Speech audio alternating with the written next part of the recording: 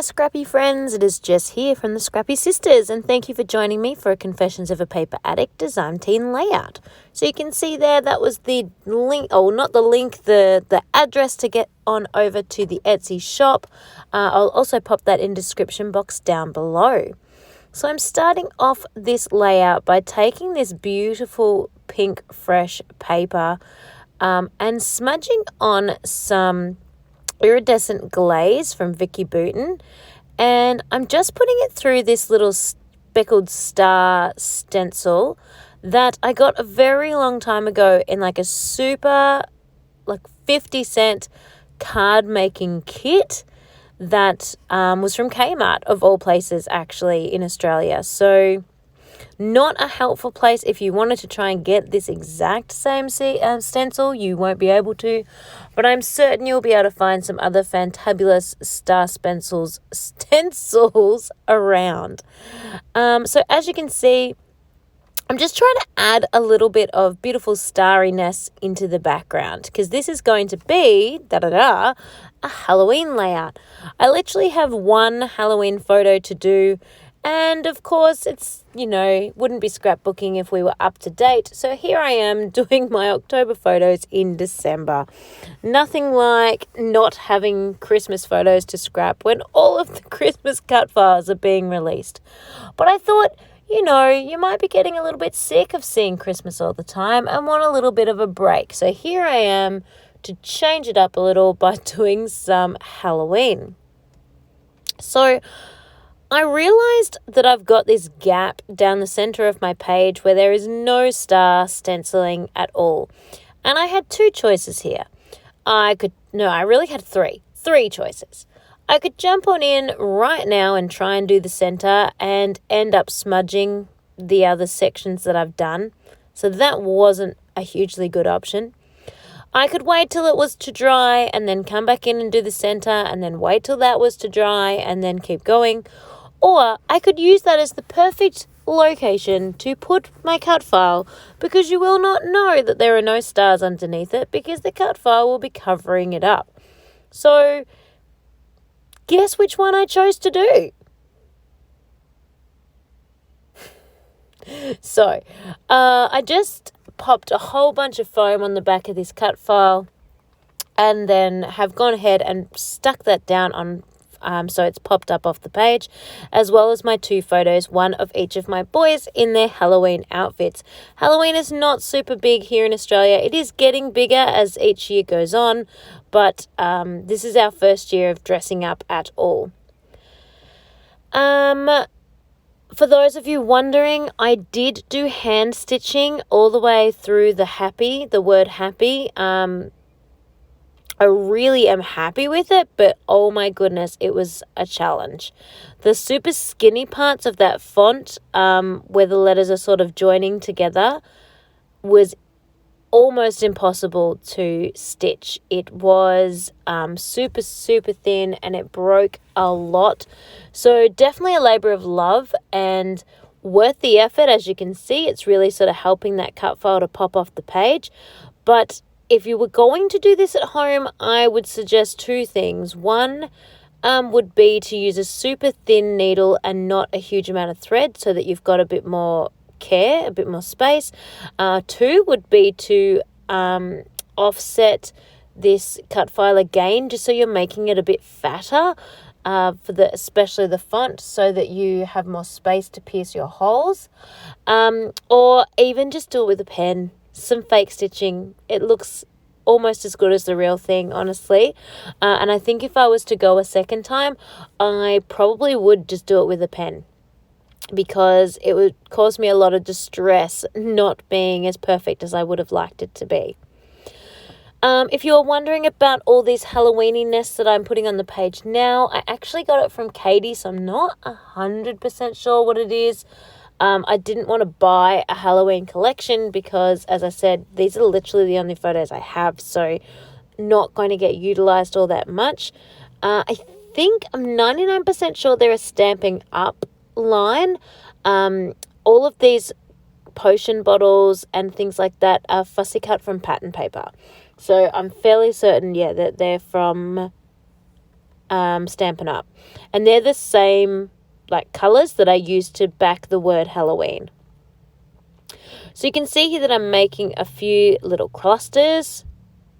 I'm totally not going, I'm making 5 separate clusters. So that concept of a visual triangle and that concept of the rule of thirds and all of that is just going straight out the window because I'm having 5 clusters. And even size-wise, there are definitely some that are bigger than others, but I haven't specifically stuck to the idea of having a 75, 50, 25 sort of cluster layout. But as we know, there are no rules in scrapbooking, and sometimes those rules are there to help you when your mojo's not quite flowing, and other times we don't need rules at all because we're creative and we're excited to be going. So I'm making this little cluster here right underneath the title using a bunch of different things. As I said, they were fussy cut off the pattern paper, and some I'm popping up on foam and some I'm just leaving flat to the page. So I really liked the sort of haunted house picture, so I wanted to get that on the page. And I loved that circle girl. I just thought she was really cool. And then the red book that I put in that same cluster, it actually said a story of a vampire, so I really wanted that next to a vampire because, it's the little details like that kind of catch your eye, I think. All of these potion bottles down along the bottom, they've all got some form of creature in them. I did that on purpose too. There's no real rhyme or reason to it. I just wanted to. And they're all mostly the kind of bigger jars, but I definitely did try and change up the jars a little bit just to add some depth and dimension. Some are popped up on foam. I just want the interest to be there so that it looks quite different. Then this little guy here, he's of course next to the book that says something about a sea creature. So, I thought this guy looked a bit like a creature of some description. He's possibly a ghoul or a ghoulish type thing, but I thought that worked. And then a few more jars and potion bottles and things like that to go along with this little cluster.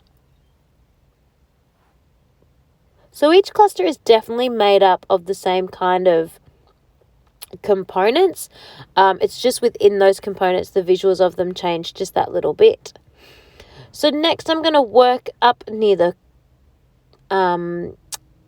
word cauldron, and because that's next to Jack, who's dressed up like a skeleton, I actually chose to use all of the kind of skeleton-y type pieces in the jars. So I know I'm not up to the jars yet, but when I talk it'll all catch up. So the jars have got things like teeth and bones and eyeballs in them, and then of course there's that little skull that I put down next to the cauldron's feet. So just all those things were deliberately placed there to be kind of near Jack and Jack's skeleton-y body. You may have noticed as well that I used some of the inside pieces of the cut file. So the big white bat that's down near the yellow girl ephemera, that's like the inside piece of the bat, and also the extra stars. I've stuck 3 extra white stars on the page, and they're the insides of the other stars. I just really liked that pop of white to go along with the white stars in the background of the page, as well as kind of that shiny white, iridescent white I have put on with the Vicky Bouton glaze. So I'm really just making sure that everything has a bit of dimension, a bit of pop, just to give this page something to sort of make it stand out that little bit more, because the ephemera pieces are all quite similar. I'm working upside down at the moment because I didn't want to knock any of the ephemera clusters that I'd already made off the page. As I'm using wet glue, they hadn't quite dried, and I just was being careful of not sort of rubbing my hand across them and making them move. I was umming and ahhing whether to make the Frankenstein cluster larger, like whether just to put the Frankenstein or to add a few more things, and I can't help myself, so I go ahead and add some more bottles, and I just try and get ones I haven't already used. So all those other bottles over to the right of the screen are things that we've already got on the page, so I didn't want to double up. So I'm just going to put these last 3 on, and then all the sort of cluster building and all of that is done.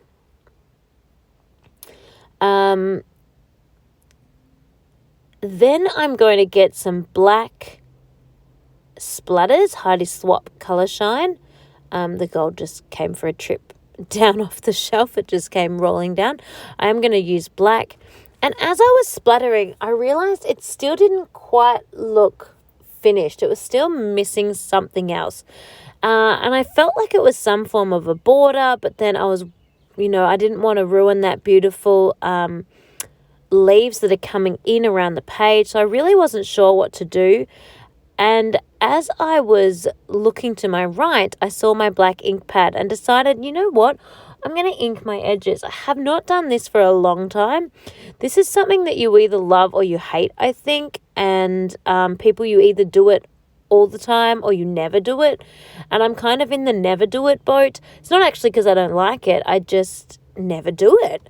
So I was trying to do it a little bit messy. I kind of wanted to get a few smudges on the edge of my page as well. But it was harder than it sounds. I thought it should have been like, it's like one of those things when you don't want to smudge, you smudge all the time. And when you do want to smudge, you just can't get it to work. But even just that super subtle black border, I think really did make a difference to helping the layout be complete. So here it is all finished. I think you can really see all the different elements that are part of this layout, all the different textures, and I'm really happy with how it turned out. So thank you so much for watching. Don't forget to check that description box for links to the Etsy shop, and I will see you all next time. Thanks, everyone.